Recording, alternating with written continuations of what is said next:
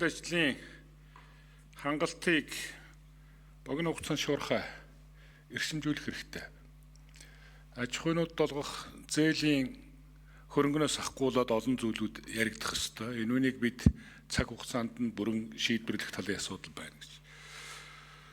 Тэр гурил тэжээлийн гайлын татварыг тэгэлсэнтэй холбогдуулаад гарч байгаа үр дагавруудаа бид бүгд мэдж байгаа. Би 2024 оны 5 сарын 1-ээс 25 оны 3 сарын 25-ны хооронд импортоор орж ирсэн гурилыг бүгдийг татж үзсэн. 71 мянган тонн байна. 24 оны жилээс 64 мянган тонн байна. 99 аж ахуй оруулж ирсэн юм байна. 10 мянгаас дээш тонныг 2 аж ахуй оруулж ирсэн. Мянгаас дээш тонныг 21 аж ахуй оруулж ирсэн. Зүүн бүст нэг аж ахуй, Улаанбаатарт 8 аж ахуй, бусд нь Увс Баян Үлгийн аж ахуйнууд байна лээ. Тийм учраас би баруун бүсгийн гурилын хангалт үнийн тодорхой бууралт өтер дээр бол тэр нэлээд том нөлөө үзүүлсэн юм байна гэж ингэж харж байгаа.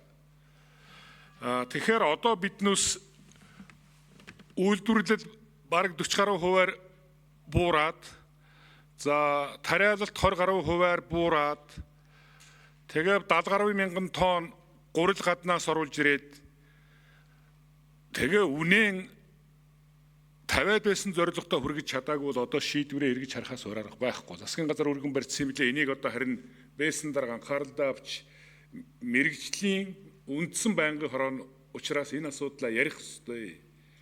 23 оны 11 сард шиг санаад байна. Байгаль орчны байнгын хорооноос байгаль орчин хүнс хөдөө аж ахуйн байнгын хорооноос цаг үеийн нөхцөл байдалтайгаа уялдуулаад баруун бүсийн аймагуудыг тухайн хилийн бомтуудаар нь гурил тэжээл оруулж ирэх юуг нэ гэдгийг засгийн газар чиглэл өгөөд нээсэн юм. Тэр зохих үр дүнгээ өгж явсан. Би бол тэр арга хэлбэрээрээ явах нь зөв гэж ингэж ойлгодог. Тийм чадамжаа бий болтол.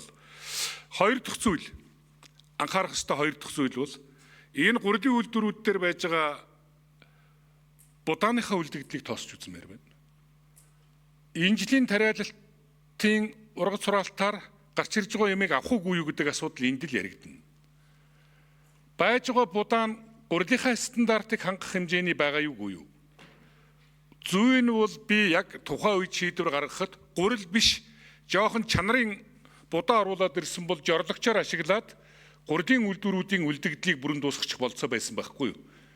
Тэгээ шинэ одоо ургацаасаа будаагаан бүрэн одоо татаад авчих ийм бололцоог энэ гурилын үйлдвэрүүд хийх ийм нөхцөл нь хангагдах байсан. Тийм учраас эргээд одоо энэ асуудлаа биднээс нэг судалж үзэж зөв шийдлэн гаргаж шийдэх ёстой гэдгийг зориуд хэлмээр байна. За 3 дахь зүйл нь тэр стратегийн нөөц бүрдүүлэлтийн асуудлаа хийх ёстой. Одоо та хэдийн 3 жил явсан үр дүн бол нэг 70 мянга орчим тонны тухай асуудал яриад байгаа юм билээ. 100 мянган тонн байх ёстой. Тэгээд тэр сэлгэлт нөхөн бүрдүүлэлтийнхээ үйл явцаар явах ёстой. Тийм учраас энэ намрын ургац хураалтаас өмнө 30 мянган тонныг нэмж нөөцлөх хөрөнгөний асуудлын зохицуулалтыг хийж явах ёстой шүү. Энэ бол биднүүсийн хамгийн гол зүйл. Тэгж байж энэ салбарын өмнө тавигдаад байгаа зорилтууд би хангагдана л гэж ингэж л тооцож байна. Тийм учраас энэ тал руу анхаарах нь зөв баха. Тэгээд манай байнгын За замерыг шүүхлээ.